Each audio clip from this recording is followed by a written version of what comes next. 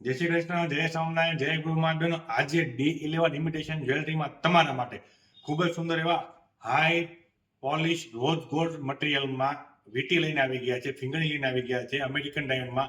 Design બતાવી દઉં, design જોઈ લો. 12 ડિઝાઇન લેવાની છે. અને હા, D9 ઇમિટેશન જ્વેલરી મહાદેવ ચોક વાળી બ્રાન્ચ થઈ ગઈ છે D11 ઇમિટેશન જ્વેલરી. ડિઝાઇન જુઓ તમે, આ ખૂબ જ સુંદર અને સરસ આ બધી ડિઝાઇનો રહેવાની છે. એક પછી એક ડિઝાઇન બતાવતો જાઉં છું. તમે ડિઝાઇન જુઓ, ખૂબ જ સુંદર ડિઝાઇન રહેવાની છે. આ બધી ડિઝાઇનોની અંદર તમને પાન ટાઈપના શેપમાં હાથમાં ડાયમંડ મળી જવાના છે, ચોકી ટાઈપના શેપમાં ડાયમંડ જોવા મળી જવાના છે, ગોલ ટાઈપના ડાયમંડ જોવા મળી જવાના છે.